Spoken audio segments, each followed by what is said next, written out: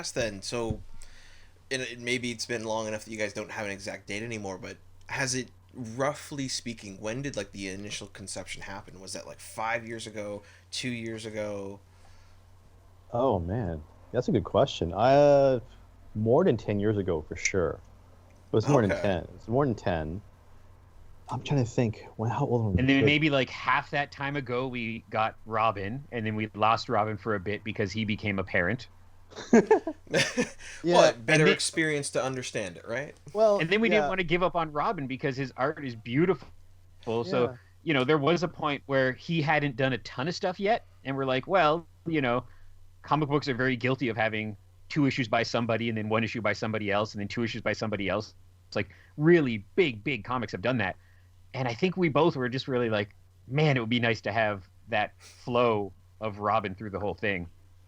yeah. Robin, the artist's name is Robin Simon Ng from Singapore, and I actually found him when I was recruiting people for After the Cape 2. Like the original artist for Oh. After the Cape 1 for this one was Marco Rudy, who went on from After the Cape to work for DC and Marvel and everybody else on the sun. So Yeah. I know I have this like weird affinity for finding people outside, the country of Canada for some reason. Because Marco at that time was where was he?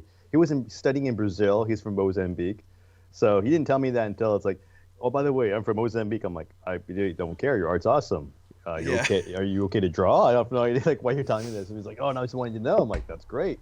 I'm from Canada. I feel kind of boring now, but okay. Then when I found I was recruiting for the second mini series, Robin was one of the artists I really wanted to work with because his art was as you can see, it's pretty amazing. And then again, for some reason, the artist he wanted to tell me I'm from Singapore. I'm like, I like Singapore. That's cool.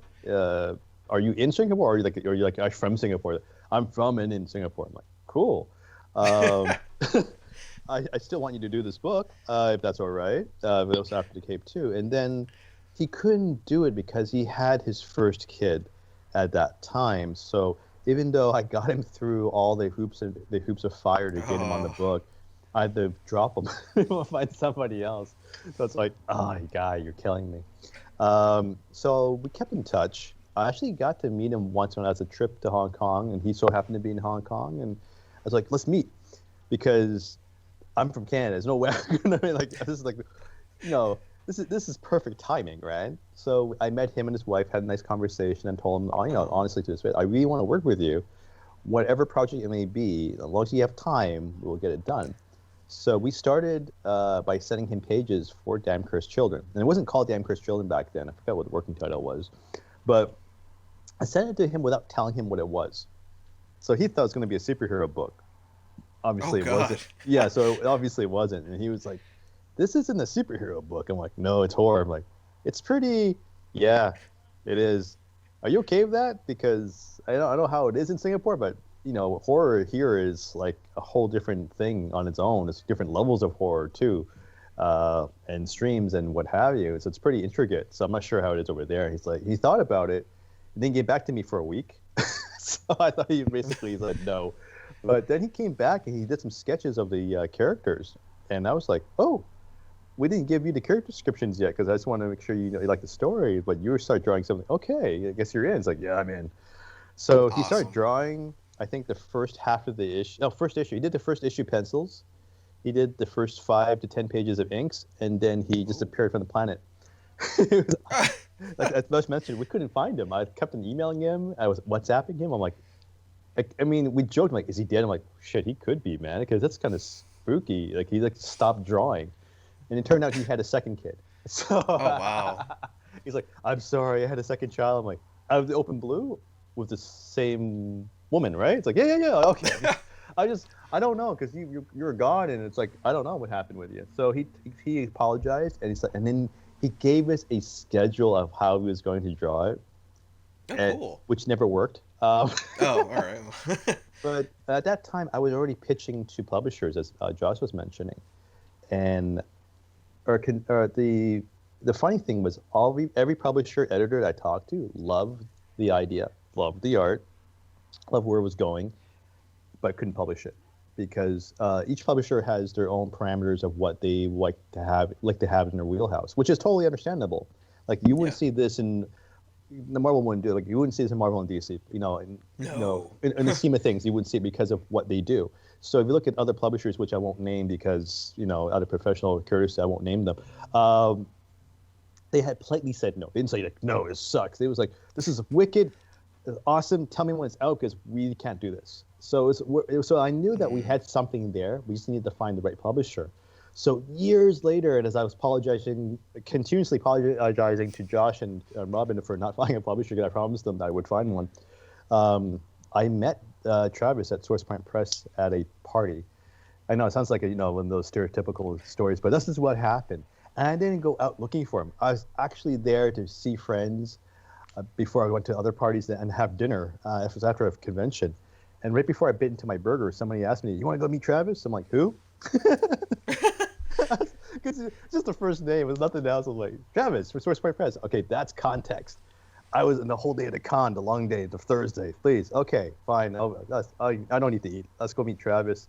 Oh, and I started talking to him about everything. And it wasn't like geeking out comic book stuff. It was like the business side of things and whatnot. And then he asked me if I had anything to pitch, and I said no, because I didn't have anything to pitch that year. I was there to hang out with friends and have a nice, low-key, and enjoyable convention.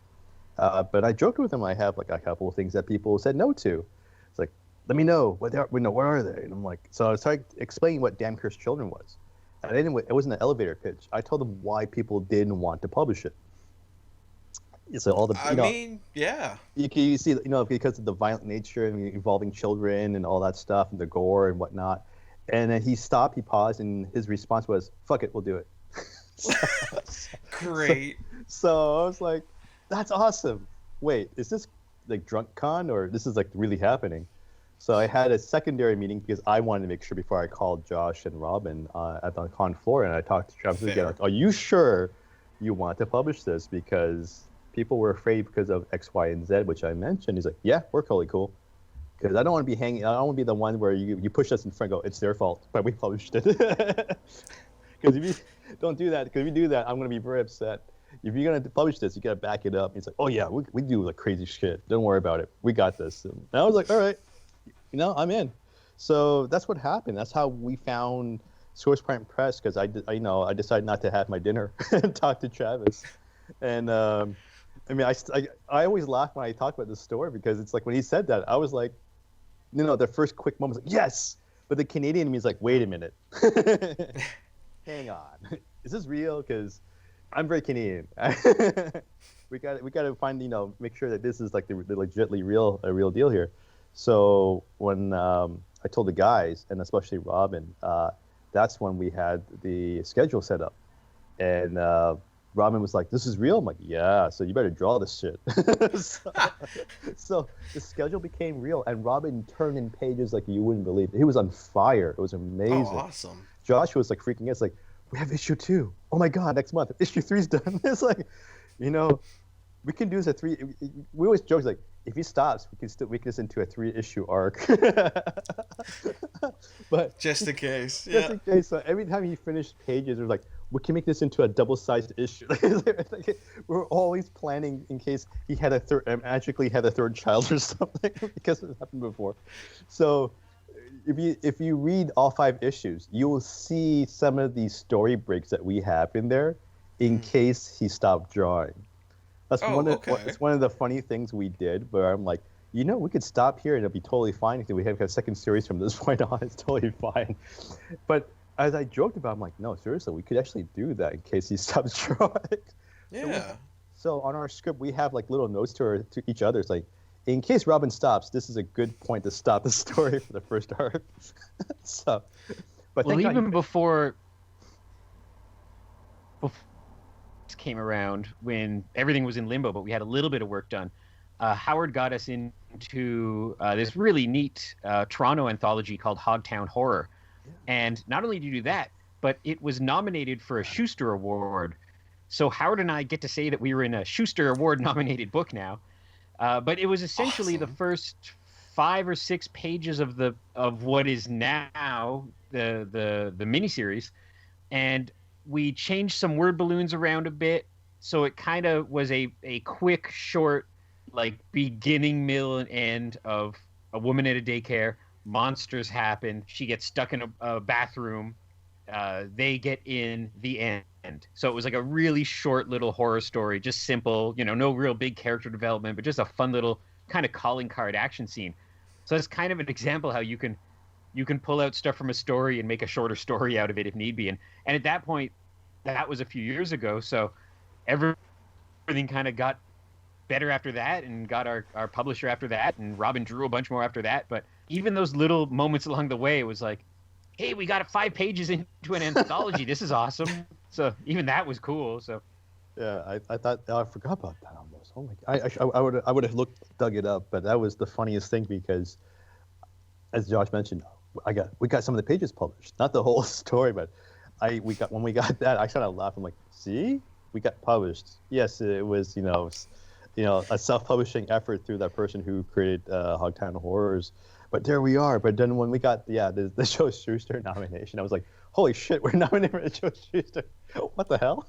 I mean, that's pretty wild. For a horror book, for a horror anthology, I'm like, wow, that's freaking rad, man. And then when we were being nominated, when we were like in the running for it, I think I was laughing. I'm like, if my luck, we're just going to remain nominated, and here we are. Because I was nominated for my After the Cape stuff, and I was joking, watch us get nominated but not win. And then Josh said, shut up, you. And then the next thing we didn't win. I was like, I'm sorry I said that. It happened to me a few times. I'm sorry. But you never know. Now, the third time's the charm. We never know with this one. I mean, hey, you could put it out. It could get nominated. Who knows? You could be the first guys to win a Schuster Award with child horror. That would be awesome, and that would be the way we would present it every time we're asked about it. So how's it feel winning? Yeah. Yeah, you're just flashing pages of the most gruesome scenes. Like, yeah, we want it for this.